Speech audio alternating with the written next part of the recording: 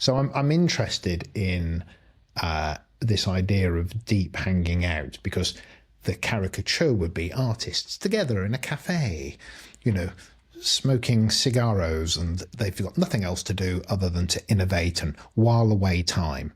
But in truth, when I work with execs when we go away for a few days, what's the biggest thing amongst other things they speak about? The time they talk with each other, the ability to not be in the business. Well, so the term was introduced to me by Andy Haldane, who used to be the chief economist at the Bank of England. So it's not exactly the slightly comical, artsy-fartsy kind of daydreaming, hanging out, doing nothing at all kind of thing that I think many people imagine it to be. You know, they imagine artists as being kind of lazy, undisciplined, kind of wasting time, daydreamers, all this kind of stuff.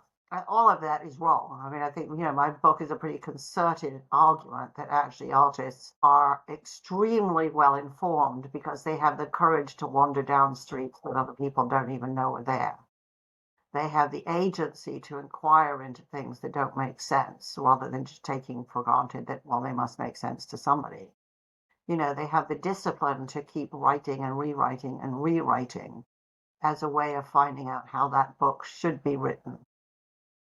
They have the capacity to ask hard questions and then not give up when it turns out they're even harder than they thought. But Haldane talked about deep hanging out because he said he knew that everybody in the bank was using, pretty much the same tools, pretty much the same kind of mental maps, certainly the same mental frameworks to answer hard questions about the economy and important questions like interest rates. But they were doing so on very narrow ground. And he just thought for better decisions, you need a wider, deeper sense of what's going on out there. So instead of just calling for more data and more spreadsheets, he just left the building and walked around. And he talked to people of the kind that he would never meet in his normal life. And he would spend time with faith groups and community groups and artists and dancers and scientists and all sorts of people, not because he thought that they would answer his questions, but because he thought they could help him think differently. And he found that sufficiently rewarding that he then flipped it and started bringing those people into the bank in order that everybody should start having different questions and different conversations and have a deeper, broader, more diverse concept of the complexity of the world.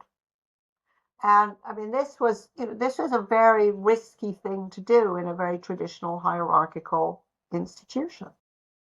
But he felt that otherwise it was too enclosed, it was too mono-minded, and it was bound to miss all sorts of soft data that nevertheless tells you about something.